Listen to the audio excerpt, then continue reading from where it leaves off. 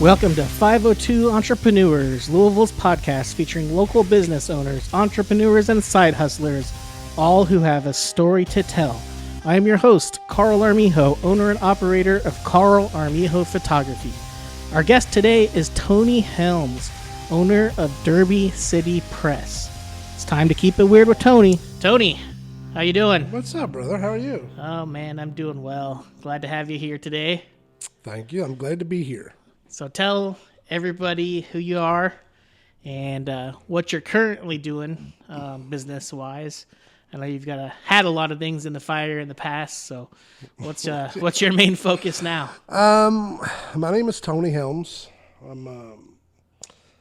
My main focus right now is I have a promotional products business, I guess, is the best way to describe it. It's difficult to explain. We do screen printing and make signs and banners and sublimation, which is like when you see pictures on cups or full color name tags, things like that.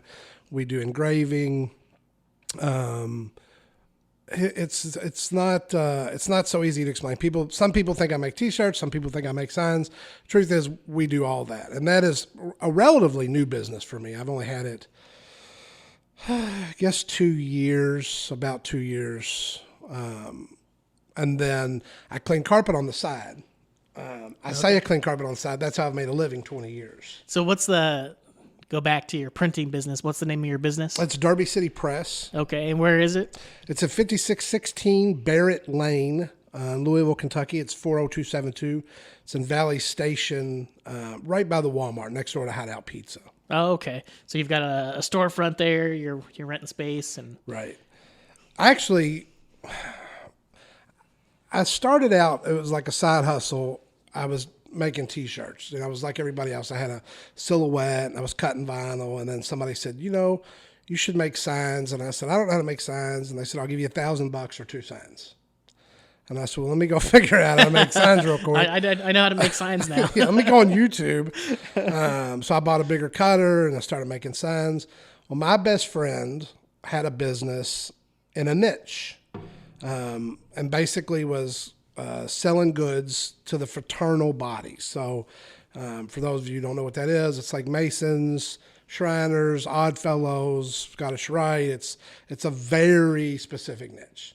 And he made custom lapel pins, challenge coins like the police give out, all that type of thing. And he said, man, I'm spending about $1,200 a month on embroidery. You should buy an embroidery machine and you can do all this embroidery work. And I said, well, how much is an embroidery machine? And he said, $20,000. And I said, well, I don't have $20,000. And he said, well, I'll split it and then you can buy me out of it. And I said, okay, cool. So there was a garment decorator show in Indianapolis. So we went up there to buy an embroidery machine. And we got in the car that day and he asked me if I knew anything about sublimation. And I said, well, I'm pretty sure they use a heat press. And he said, I just bought some name tags from somebody on the internet that he resold. So he bought them for $5 and sold them for $9, whatever. And he said, they were the prettiest name tags I've ever seen. They were full color. They were just awesome. So I jump on YouTube on the way to Indy to buy an embroidery machine. So for 2 hours, I'm watching YouTube videos about sublimation.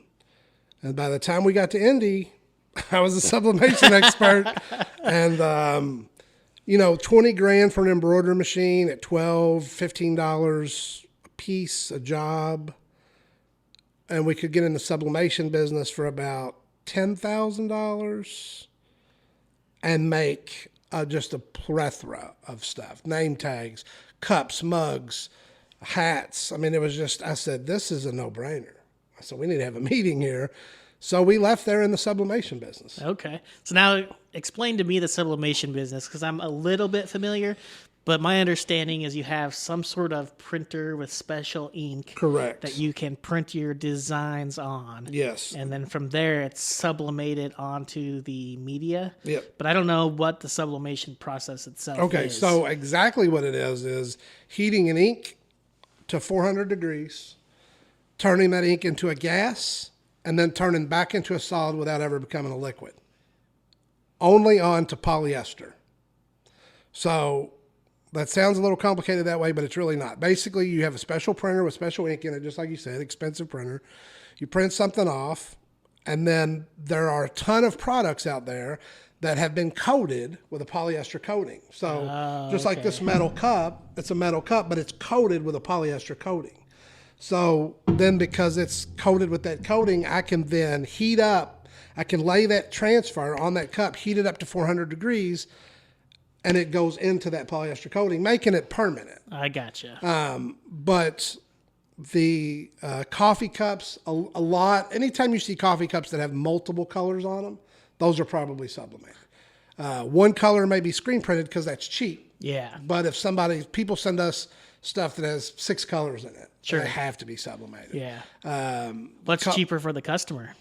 Well, screen printing is always cheaper. Always the cheapest? Always cheaper. Like when we do promotional products, if somebody wants a koozie that says, Carl's getting married we can screen print those for pennies. Right. But if you send me something that's a picture or full color, has to be sublimated. And now you're looking at, a lot more for that.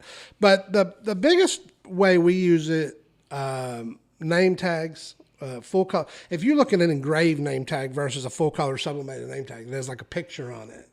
It's ridiculous, the difference. We use it for that and coffee cups, mugs. I make a lot of full color patches for hats. It can be used in a lot of ways. So when we started applying that to his niche, so I still had this other business going. I had all this stuff in my basement. He actually worked at his house because he's an internet company. Okay. He probably does $400,000 a year from his basement. Just selling to all the fraternal bodies? All over the world, man. All over the world. And I had a mindset of a local service business, which is a completely different mindset than he had. So we started basically just creating products, sitting at a computer, photoshopping fraternal images on all the different things that we could sublimate and adding them to the website without ever creating that product. Right. Right? So I would make a cup that had a Oddfellows logo on it, for instance. I never made that cup. Yeah, you mock it up on and then the we put it on the computer internet. Yeah. And then when somebody buys it, now you have to go scale it down, put it on a cup. And then you save that file, and then from then on, those cups are easy. Yeah. And it was amazing the first time an order came in. And because he was used to that. Like, that's his life. He comes in every day, and there's money laying on his printer. Not me. It's not how I'm built. Yeah. So the first time we sold something that I mocked up, he's like, here, I need one of these. And I'm like, we sold that? This is amazing. So, that now where I used to tell everybody that brick and mortar businesses and retail businesses were crazy, that a service business is the only way to go. And now I'm like, an internet business is the only way to go. If you can sell a product online, you can live anywhere. Sure. And as long as they have post office there, you're good. Yeah. And even now, digital products Absolutely. are just gigantic. I'm actually working on a couple of digital products now. There are people on Etsy selling just digital files.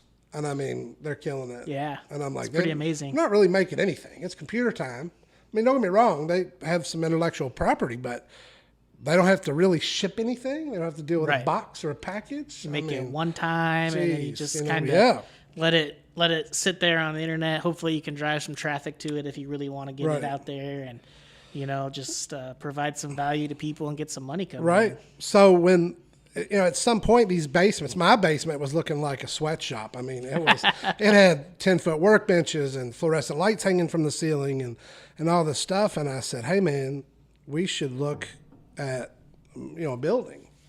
And because I had this other business that was really hooked up with real estate people, I knew somebody that had this little strip mall in this empty spot, and I negotiated a pretty good deal. And I said, hey, we should move in there. So now that place looks like a sweatshop, and we put a little tiny retail area in the front. It's maybe 12 foot, 10 foot wide as the building, and it's not very big, to just put samples out there. Yeah. And I was convinced that we was going to make all this money in personalized gifts. And my partner is like, you're an idiot. Why are you wasting your time? Because he could go his whole life and never talk to a customer. Like when they call him, I laugh sometimes because I'm sitting at a desk next to him and he's like, did you even go to the website? You know, like he doesn't want to deal with people. And I'm a people person. So I was like, yeah, I hired a Santa Claus. I thought this was genius, man. I thought I hired the Santa Claus for like $500 around the holidays. I have this Santa Claus come in. I advertise on social media, some neighborhood pages. And I'm like, and I hired the Santa Claus I hired, man, is like, he looks like the real deal. Like you went to Santa Claus school. Man, I'm telling you, bro, he's like a black belt in Santa. So I hire this guy, and I buy this backdrop. I mean, dude, we did it right. And the whole goal was to sell $5 Christmas ornaments because I can print on up all these different size and shape Christmas ornaments. So come in, hey, put your kid up with Santa, and then $5, I'll say an ornament. $500 later, I think 4 people showed up, and my dog, you know. So I was like, wow, you know. And Santa still calls every year like, hey, you ready to do Santa? And I'm like, go away, Santa. We're not doing that again. But Sean is like, I told you. And he's the one that's really taught me about a niche. He's like, find a niche. Yeah. And I don't care what it is, but find a niche and just beat on that niche. Yeah, know? a lot of people really hammer that home. And, focus. You know. And the only problem with our niche is that it's literally dying. You know, the fraternal bodies are kind of going away. Yeah, they are. Unfortunately. Absolutely. And he says that they are, he said this has happened before, that they've kind of faded away and that they're kind of positioned to make a huge comeback. Sure. So we'll see how that goes. Could you guys transfer your fraternal bodies into something like college fraternities and sororities?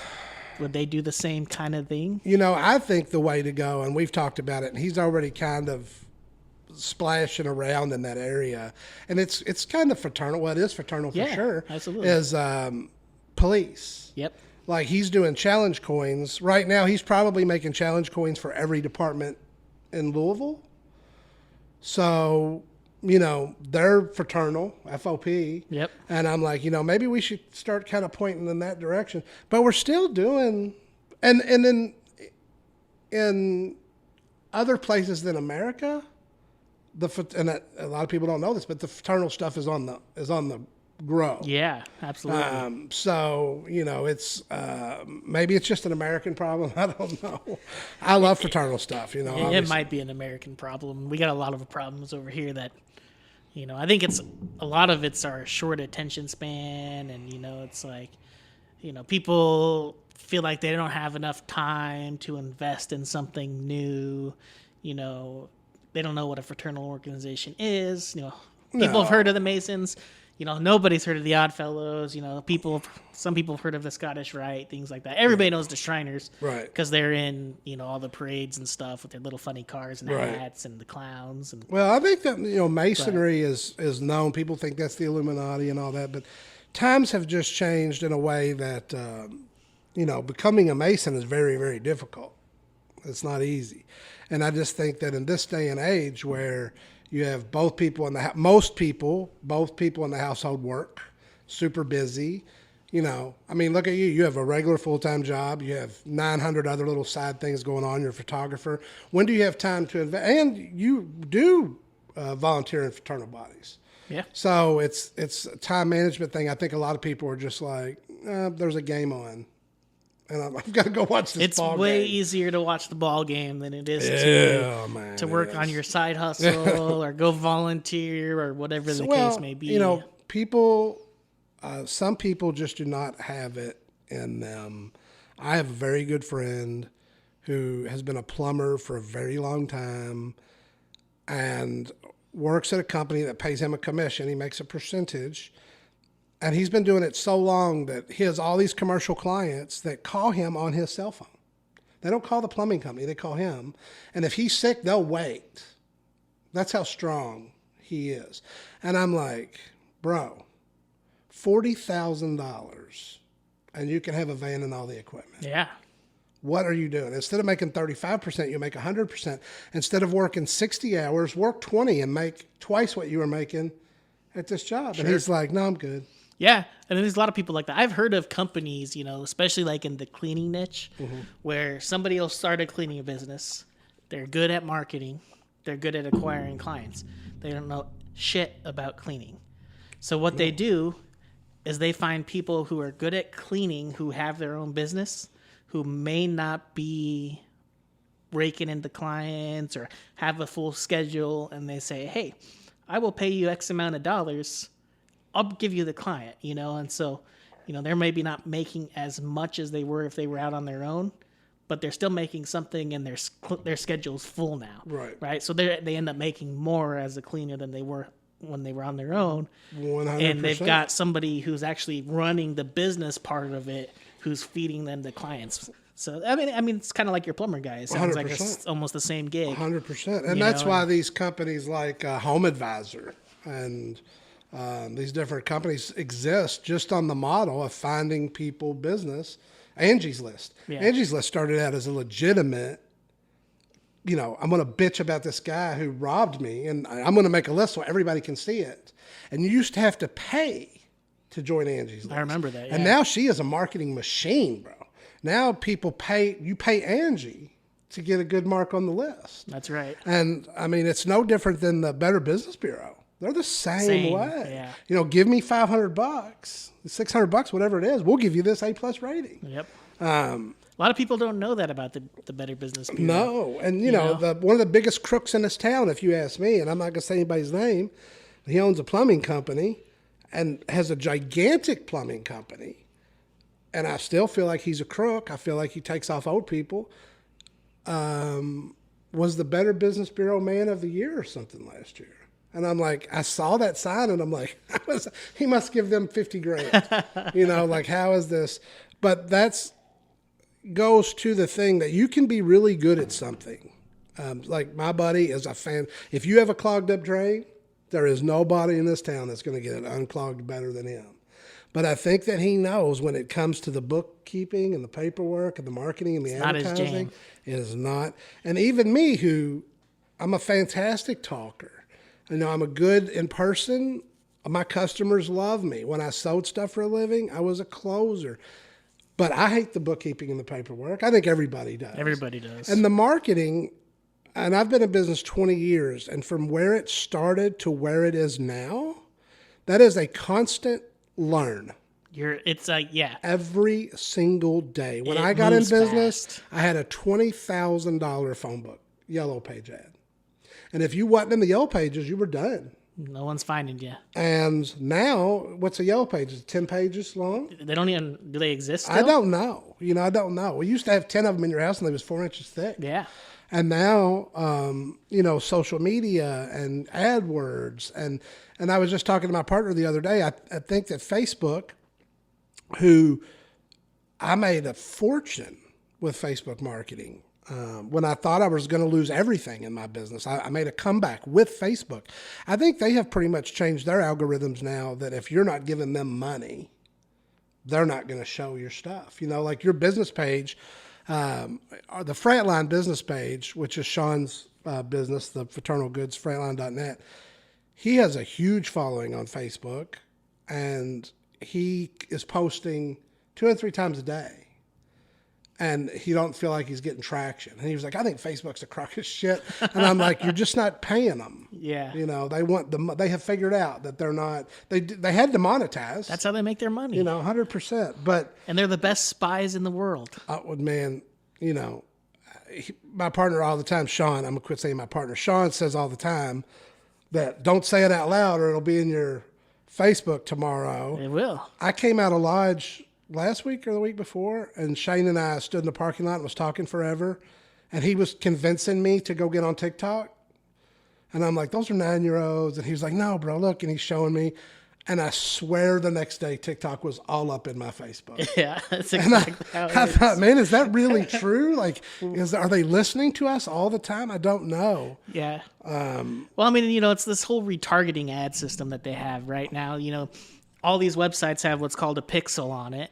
And I don't know if you are familiar with the pixel or not, but it sounds like, you put this pixel on your website, somebody hits your website. Next time they're on Facebook, if you've got the retargeting set up, they're seeing your ad immediately. Like it happened to me like it happens to me all day because I'm always searching, like marketing this, see what people are selling, see how people are selling.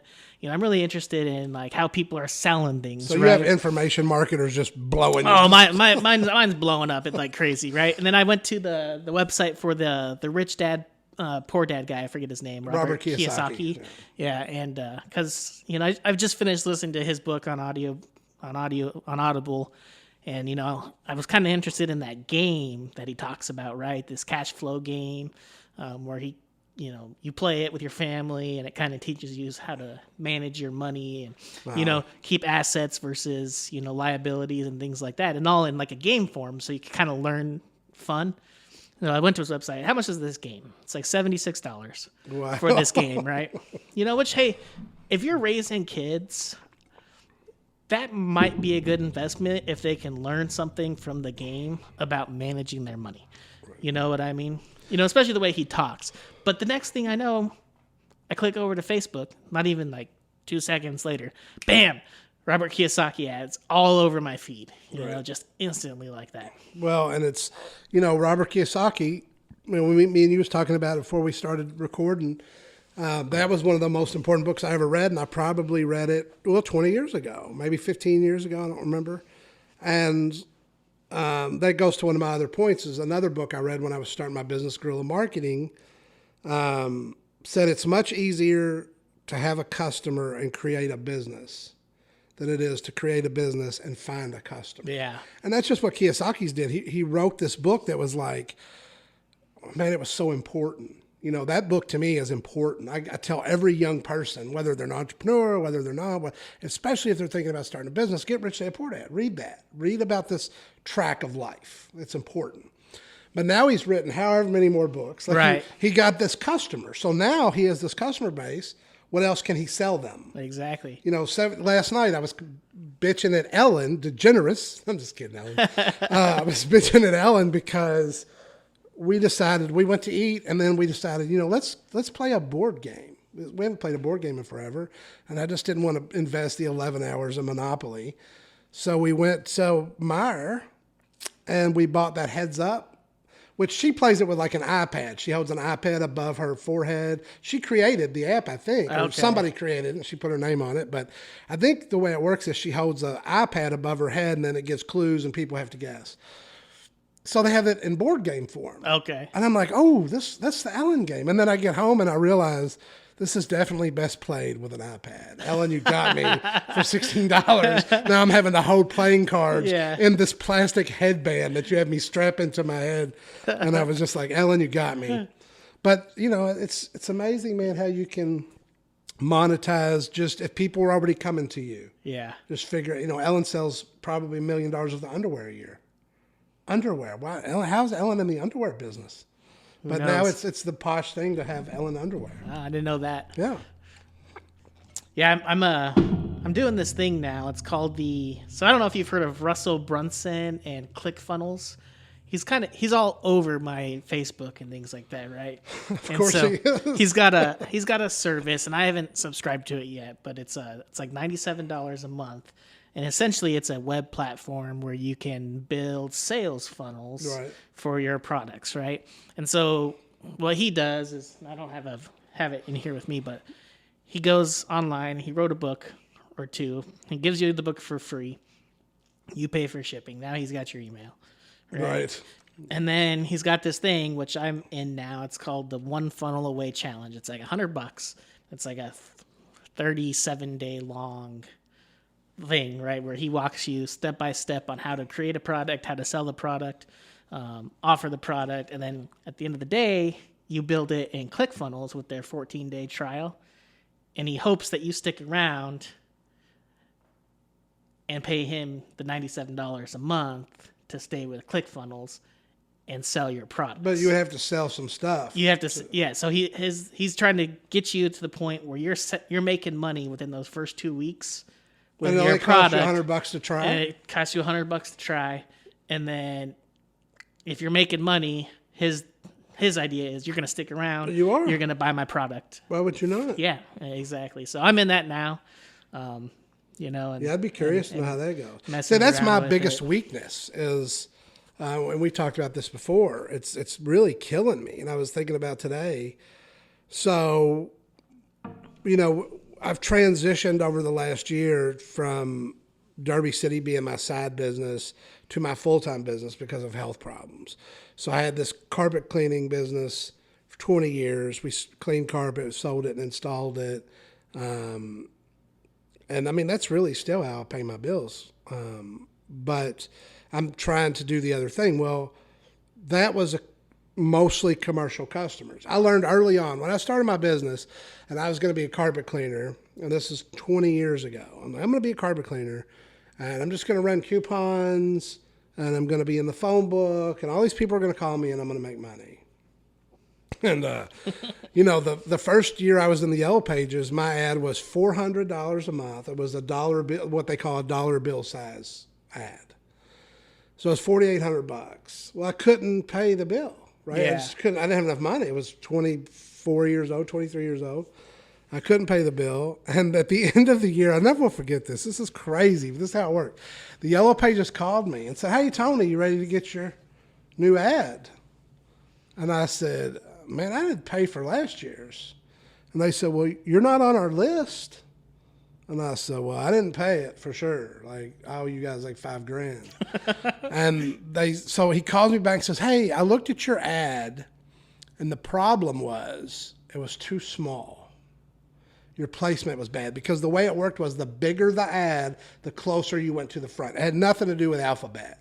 So if you had a full page ad, they were in the front, and then after full page, half page." And then after half page, quarter pages, and then the dollar bills were buried right before the business cards and the whatever comes after that.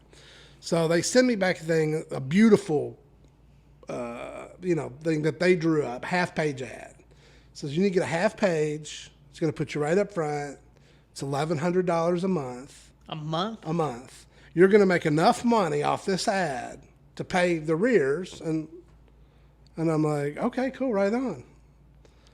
And back then you did all this shady stuff where you had, no matter where your business was, you listed like 4 phone numbers that made it look like you were local. Right. Yeah. Like you had an East End number and a South End number and an Indiana number. And they were just like exchanges. You paid the phone company.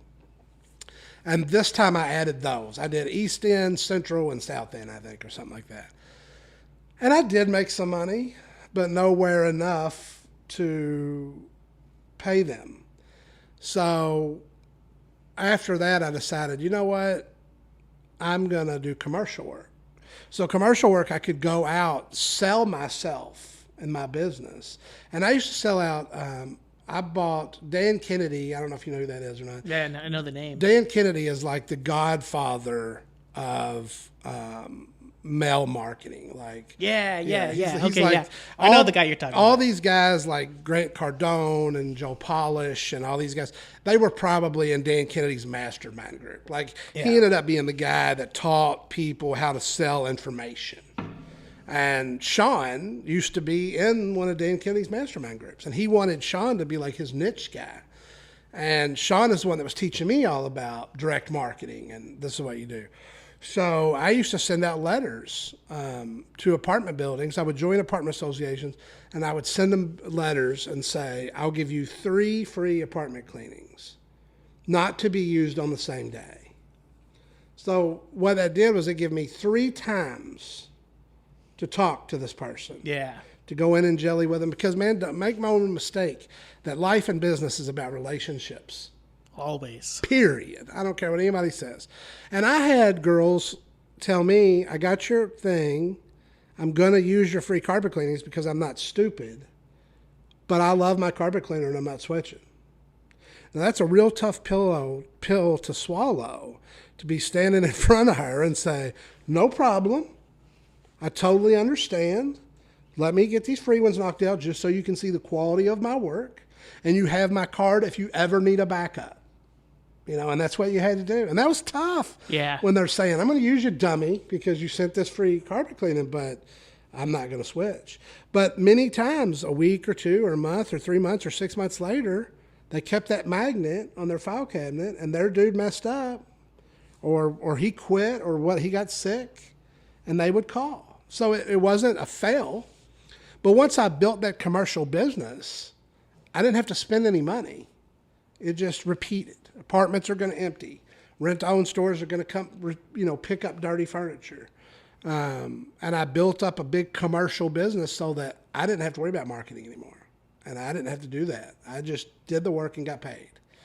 And inside of that, that would be the other lesson I would teach, that I would talk about, that I think is important. I had a real estate customer that was a big real estate customer. We was talking about him earlier.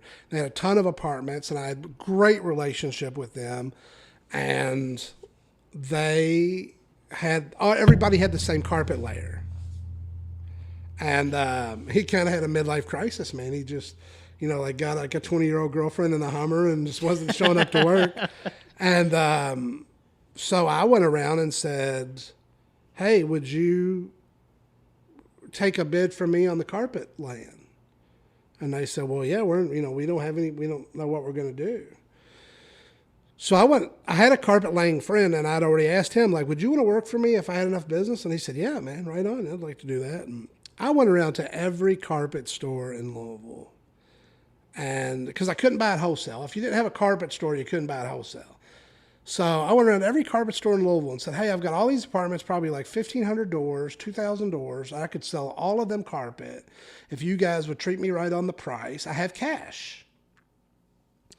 And all of them wanted to give me the price that I needed to be selling for. Mm. Like they wanted to treat me like I was the apartment. Like you were the customer. And I was looking for a place. I was lost. I turned around in a parking lot of one of those, like you rent it warehouses, like anybody can rent it, just a little warehouse. Right. And there's a place, no sign, the door's open, and I see carpet and pad in there. So I'm all like, what? So I stop the car and I go in, and this little guy's in there named Keith Hurt, and I tell him what I want to do, and he's like, yeah, man, right on.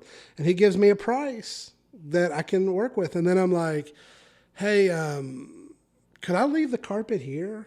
And my guys come here and cut it with your forklift? And he's like, yeah, no problem.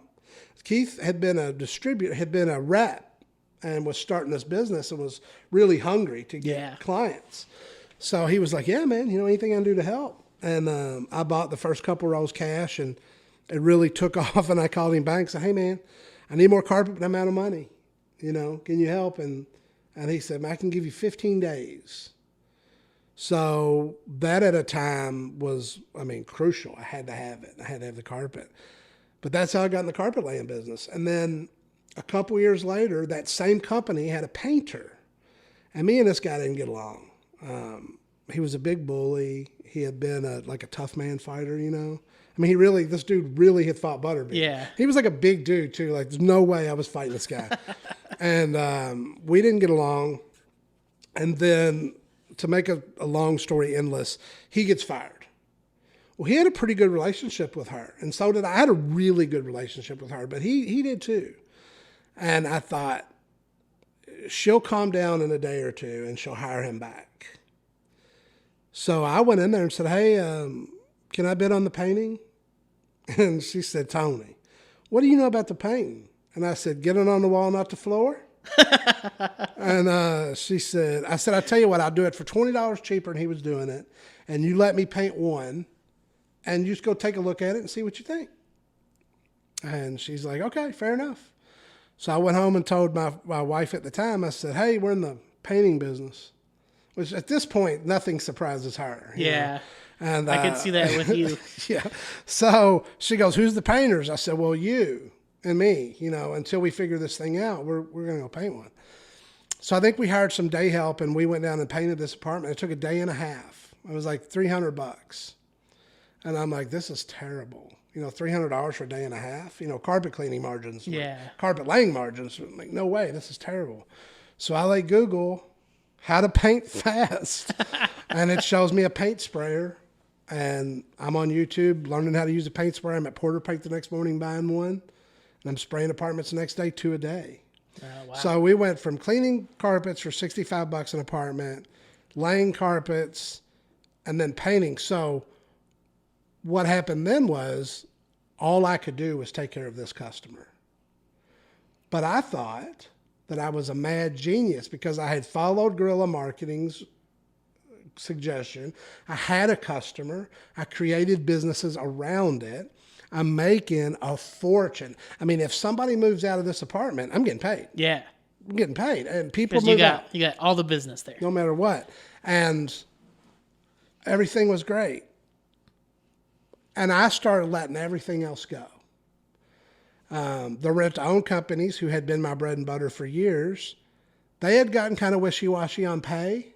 Like, they went from one of my best payers to like 90-day payers. 90 days. And I was like, yeah, I'm firing them. I'm done with rent-to-own companies. And I literally called. This is how I fed my babies. This is how I created and bought my house. And I literally called them up and said, we're done. Oh, you're going out of business? No, we're just not working for you anymore. Because I had so much. I mean, bro, it was the apartment complex. One complex called me at tax time and said, I need you to paint 14 apartments this week. Wow. And it was just me and my wife. And I had a carpet cleaner. I had a full-time painter, me, my wife, and we had a girl that worked for us to help prep. And I told the guy, I said, can you give me a more realistic number? And he goes, yeah, I'm sorry, you're right. 12. And I'm like, okay. So on Facebook, I'm like, anybody need to make some money this week? Let me know. Yeah. I mean, we pulled it off, but I was doing great. I thought I was a genius. But what I didn't realize I had done is I had put all my eggs in one basket. All your eggs in one basket, yeah. And that basket surely broke, at some point. Eventually. It did. And really, without making this thing 18 hours long, it was really a personal situation. It had nothing to do with my business, my quality of work. It was a personal situation. The guy in charge and me had some personal issues, and he just starts eliminating those jobs. He was trying and couldn't, and then he went to the owners and said, hey, we're paying Tony this much money a year. Why don't we hire a couple guys and pay him $10 an hour to paint these apartments? Right. And the owner said, you're a genius. And really all that was behind it is he wanted me out of business. So it literally folded to the point where I went and got a job. I was like, I have pissed off every customer I had. I was done. I only had them. They took away painting and they took away carpet laying, the two big ticket items. So I was left with $65 carpet cleanings, a couple a week. And I'm like, what am I going to do? And I went and got a job selling furniture. I was like, I'm going to go get a job and I'm going to clean carpet on the side. That's what I'm going to do. And because I had give up in my life on residential, on marketing, I had give up on that. Like, that's a no win for me. I'm not good at it. I don't have the money. I didn't know where I would go with commercial work at this point. Like, I can't go back to Rent-A-Center and be like, hey guys, look who's back. It wasn't going to work. So here's what happened. I went and did a side job, did a carpet cleaning for this young guy. He had a pregnant wife, and his dogs had been sick and just shit all over the house. Right? Oh, man. So he calls me up. I go out there, clean it up, and I spent a lot of time talking to them about how to keep it clean. Just spent a lot of time. I was in no hurry. I didn't have all that going on anyways. There was a community page on Facebook. So it was a community page from the community that we lived in, and it was like 80,000 people on it or something. It was like a lot of people. Yeah. So I'm out working or whatever after I do this job, and I keep getting these notifications on my phone, and it's Facebook notifications. It's dinging, and I'm like, what the hell is going on with Facebook? I'm busy. When I finally open my Facebook, I have like 13 messages, and it's all people want me to come clean their carpet. And then I got a notification that this guy had gone on this community page and wrote this glowing thing about me. Like, Tony is just the nicest guy, and he took his time. He was taking pictures while I was there, but I didn't think anything about that. Posted the before and after pictures. Oh, that's awesome. Went on and on and on about this. And that was the day that I learned about Facebook and how organically. Yeah. At the time, I don't know that I think you still can. You can do it. I think it can be done. I think it's still you got to find the right group and the right audience. And it was crazy. It took off. It got to the point where that community page messaged me and said, hey, you're right here in our community, and from now on, when anybody asks for a carpet cleaner, we're going to put your name up. And so I would go do those jobs for people, and then I would just ask them. I would always say, "How did you hear about me?" Of course I knew. And they'd say, "Oh, I got you off that page." And I would say, "Hey, you know what would be awesome?" I said, well, I would normally open with this. I say, "Do you believe in tipping service people?" Now they think I'm asking for money. Right. And they're automatically like, "Oh, God." And now it's kind of like asking your wife, "Would you make me a meatloaf?" And she goes, "A meatloaf now?" And you go, "No, would you just get me something to drink?" So I would say, "Do you believe in tipping?" And they would say, "Well," and I'd say, "Well, you know, the biggest tip you could give me is to go on that community page and say something nice about me so that somebody else could find me like you did." Yeah. And then they were so relieved they didn't have to give me any money. They'd be like, "Yeah, sure, I'll do it." No problem. And they just kept doing it. They kept going on this page, and I was taking selfies with them, and we was putting it on there. And that's how that carpet cleaning page got so many followers, was off of that community page. That's really cool. And everything is moving right along. That's a sweet approach too, I think, to kind of approach them with this idea of a tip and kind of get them like a little bit defensive. Right. And then you just like soften the blow immediately Right. with like, "Hey, I don't really want anything hard or any money. Just go on Facebook. You're going to be on there anyway, and just type something up." It's just a soft close. Yeah. When you say, "Hey," when they immediately think this dude's, because you've done charged them, $150. Right. They paid you. You're already at that point. Even if they wanted to tip you, now you're being an asshole because they have to get their pocketbook back out. That's right. So then when you ask them to just do something nice, you say, one thing that I need to work on now, because I'm still kind of blind and deaf to this whole website situation. I'm so struggling with it. Those Google reviews are everything. Everything. I ask for them from all my headshot Everything. clients. This company that I just hired to work on my Google, they gave me these big postcards that have how to do it and the whole 9 yards. And I put them in every package we ship, Yeah. or everybody that comes in, I give them one and say, "Hey, if you like that, would you take the time?" And Yeah, that's a good idea too. And then I'm not sure exactly how your business is set up, but you can go into Google My Business, you can get a link, right? Right. And then you just send a follow-up email after the product's delivered and Yeah. say, "Hey, if you really enjoyed the service and the product, the best thing you can do to help me out is leave me a Google review.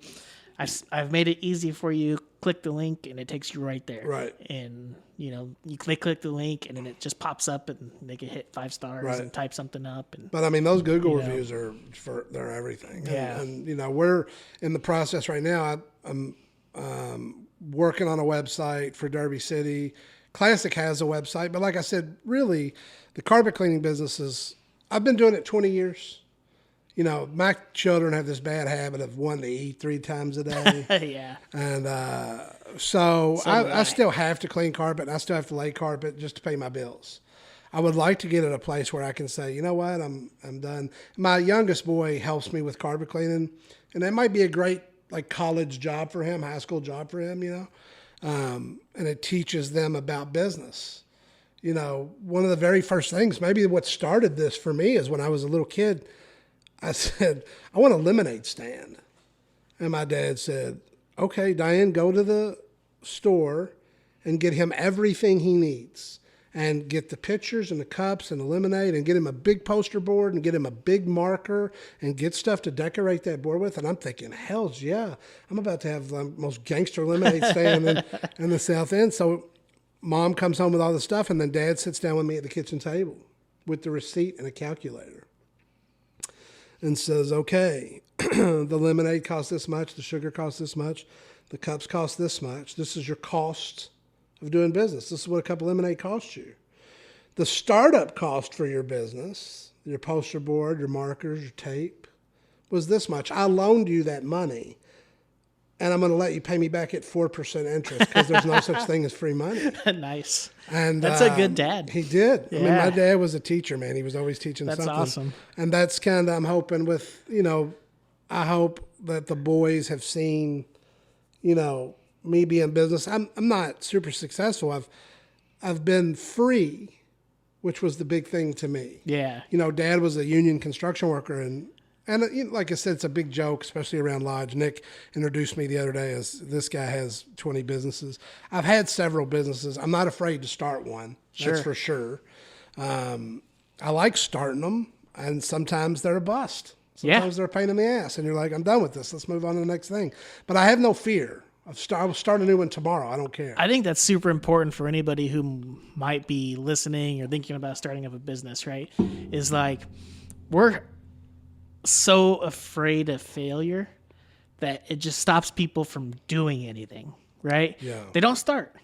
They think about it, they have a great idea, but they're so afraid that they're going to fail that they don't do it. But you learn so much from what you do wrong. 100%. And you learn so much from what other people do wrong that it's not bad to try something that doesn't work. Well, there's never been a better time ever in this world. I said if YouTube would have been around when I was 7, I'd be a billionaire right now. Yeah. You're a YouTube learner. Oh, I love it, man. And I can get so much information off of there. I just bought a laser engraver the end of last year. I saw that thing. The thing looks cool. Oh my gosh, man. We went from sublimating and screen printing and cutting vinyl to sandblasting, and then bought a laser. And every one of those things I have had to learn, teach myself, self-taught. So get on YouTube. Join Facebook groups is the greatest thing. You can get the realest information. Yeah. If you have a thing you like, so I'm in probably 6 laser Facebook groups. I'm probably in 5 sublimation Facebook groups, because now you're questioning, sharing, and getting information from your peers. Yeah. Not people selling the stuff, which you can get bad information from, but other people out there doing it. Right. I cut some acrylic the other day, and it was the first time I had cut acrylic, and it had this little white fog on it. And I rubbed it with alcohol, and I couldn't get it off. So I just took a picture of it, circled it with my phone, uploaded it to one of those pages, and said, what am I doing wrong? And somebody said, clean it with acetone. And I cleaned it with acetone, and it comes straight off. Come right off. So, I would say if you're into anything, if you're thinking about doing anything, go find a Facebook group for that. I agree. Because it is so much free info. And YouTube has gotten polluted in some ways where... that used to be in YouTube, when you pulled up a video, all of the videos underneath were exactly related. Yeah. They don't do that The anymore. algorithm's different now. They have changed it. And that was a big, I'm sure it's a money thing for them. They're putting the popular shit up there that you might click on. Yeah. But it sucks. It used to be if you typed in, whatever, photography, underneath of you was all how-to photography videos. Correct. And I fell in that YouTube hole a gazillion times. Man. Going down and reading and getting information. But these people today, the information, business information is out there. Me and you was talking about. I learned like the eggs in one basket thing, where I thought I was a genius for turning this one customer into all this money. I didn't see the forest for the trees, that if something happened, that customer, they could have went out of business. I got a divorce and is what caused it for me. Anything can happen. And now what? Now where are you? Yeah. You have to protect yourself. And now I'm the opposite. I have my eggs in a gazillion baskets. Which I think is better. Well, I don't know if it's better, but it's smarter. Well, and people would say, a guy that I grew up with, one of my best friends' dad used to say, Tony, you work so hard at not working.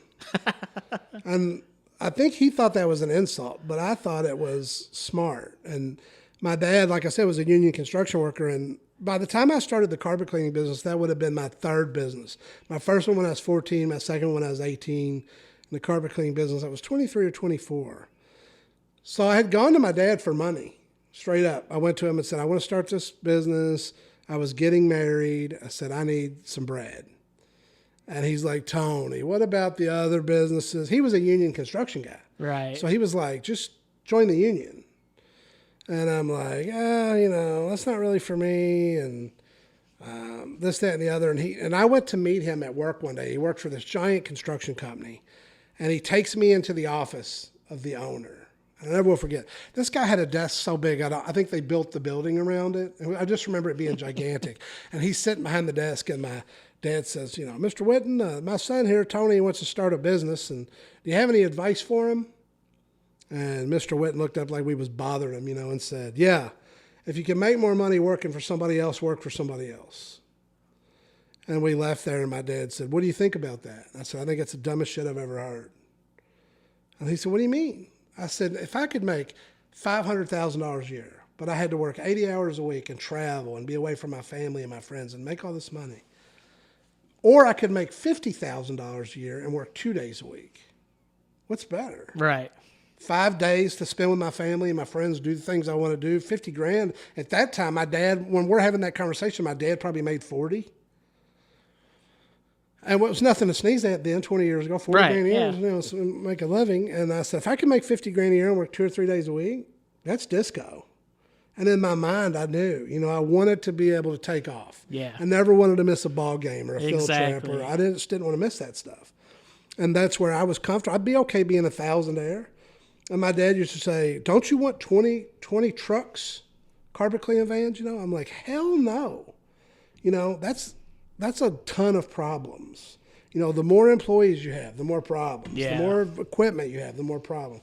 I just wanted to have that one van, busy all day, every day, with another guy doing the work, and me playing golf. There you go. Everybody's dream. Yeah, that was it. So, yeah. Well, hey, we got a couple minutes left here. So if you had to give somebody who was thinking about getting in business now or is in business currently but may not be, getting the results that they want, what advice would you give these people?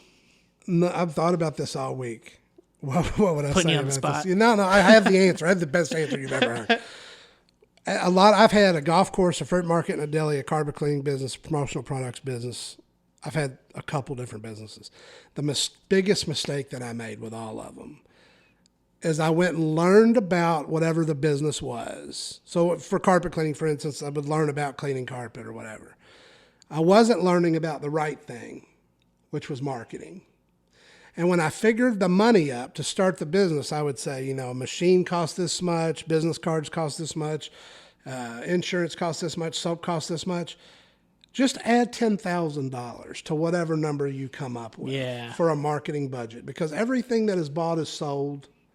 And if you can't get your name out there, if you can't get a website out there, if you can't do pay-per-clicks, if you can't advertise, if you can't get signage, you're not going to sell anything. That's correct. So when you calculate, if you're going to be a photographer and you say camera's this much and lights is this much and the backdrop's this much, okay, now you're a photographer. Great. Add $10,000 to that. Add $20,000 to that. And while you're learning your craft, while you're learning your trade, whatever it is that you're going into business to do, the marketing, the advertising, and the sales aspect of that is twice as important. You have to be good at something to be successful, 100%. Right, absolutely. But if you're not a good photographer, you're not going to sell that. But if you don't know how to sell yourself, if you don't know how to get the word out there, you're done before you start. I agree. So if I was going to say go into anything, learn about marketing and advertising. There are inexpensive ways to do it, but there's not a lot of great free ways to do it. So if you've got a budget to start a business and you're ready to launch that business this year and you have the startup money and you've been saving and you've been side hustling and you've been working, but you don't have any marketing budget, give yourself another 6 months or a year and put one together, because all of that hard work and all of that money is going to fail if you can't market or advertise it. I've learned that lesson the hard way. every business I've ever had, you would think at some point I would say, maybe I should. No, I would calculate the hard cost. Yeah. The building, the rent is this much, the insurance is this much, the soap is this much. And then you've got everything ready to go. You've got your pot, you've got your vegetables, you're all ready to go, you've got your apron on, you got no stove. Yeah. Nobody's coming. Exactly. So if you don't figure out how to get that word out there, how to be able to pay for it, that's what you need to do. Yeah, I think I've learned that in my business. The hope is that people find me organically through Google search and, things like that. But the reality is they don't. No. There's so many keywords and things like this that it's real hard for people to find you organically through Google search unless you spent a lot of time and some money on your SEO to get you to rank first or second. Well, and we have a terrible mindset because we've looked into all this shit. So when I look up stuff, I go to the first organic search. Right. But I'm not everybody because I've been studying it, Yeah. I think they're stopping at maps or they're stopping at the first ad. Yeah, and so, I find if I run a Google AdWords campaign, I get way more hits to my website than I ever do if I'm not running a Google Ads campaign.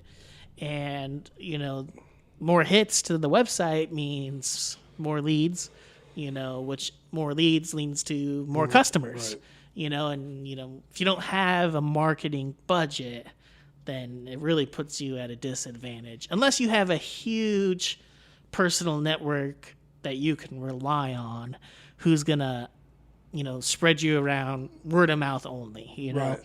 Kind of like you got lucked out with on your Facebook group. Right. Because you found the right guy at the right time. Well, and I told Sean the other day, and he was talking about Facebook sucks. I said, what you need to do, I think organically, free, the best way to get the word around on Facebook is to do like these contests where, hey, we're going to give this, like, I'm engraving these barrel heads now or whatever. So like, hey, I'm going to give away one of these barrel heads with whatever you want on it. All you have to do is like, share, and tag. Now they're saying tag somebody. Right. So that shows his friends. So that people now have something that they're after, reciprocity. You're going to give them something, they're going to give you something, and then they're going to share your page. So it's going to be seen. Yeah. You have to be creative. You have to be outside that box, and you're right, AdWords, and depending on what you're doing, like carpet cleaning AdWords are ridiculous. Yeah, that's probably expensive. But if you do like stripping and waxing, they're nothing because there's only 3 dudes doing it. Nobody wants to do that work. No. So, you have to be prepared. But like I said, that's my problem right now. I have all the capabilities in the world of screen printing T-shirts, making signs, engraving stuff. I got nobody calling because I haven't done the internet thing yet. I just haven't really got there. And because I've been having this tough spot in my life with bad health and stuff, that and also I have the mindset where I'm not willing to just pay somebody $5,000 to build a website. Right. I'm like, I know it can be done for free. I'm going to take the time to do it, but then I don't manage my time. I don't get it done. Right. And then even after you do it, it has to be SEO and it has to be connected to everything. So that would be another thing I would tell somebody, figure out how to build your website and SEO it, or find somebody that can. Or find somebody to do it, yeah. Because it's a ton of work. It's the same thing, right? You can't be an expert at everything. You have to know what you're good at, what you can do, and then the other things, you need to find somebody who can do it for you. 100%. Because, especially, someone who's a small business or an entrepreneur or something, a lot of times you're one person, maybe 2, right? If you've got a partner with you. And the 2 of you probably aren't good at different things. Right. So you need some help. And so don't be afraid to go out there and find a virtual assistant or an assistant in town or somebody who can, find you, leads on LinkedIn or build you an email list or write your email campaign or if you're not a good copywriter or whatever the case may be, right? That's a big thing now, though, like virtual assistants and stuff. Like I should probably be tapping into that because I'm like, but you have to get out there. So that's it. So, well, cool. Well, Tony, I appreciate you coming by today, and I really enjoyed the conversation. You've got good fun, man. You got tons of experience running businesses, and a lot to learn from you. So I appreciate it. Why don't you let everybody know once again where they can find you? Well, our physical business is at 5616 Barrett Lane, 40272. Facebook, we have a pretty big Facebook page, Derby City Press on Facebook. And then my phone number is 502-536-0247. You can call or text. Text messages. This day and age, if you don't take a text message, man. I know. So, yeah, I'd love anybody needs anything, just give me a holler. All right, very cool. All right, guys. Well, Tony, appreciate it. Thanks, Carl. All right, see ya. Buddy. Bye. Thanks for listening to 502 Entrepreneurs. You can find our site online at www.502entrepreneurs.com. Don't forget to subscribe to our podcast through whichever service you listen to. Thanks again.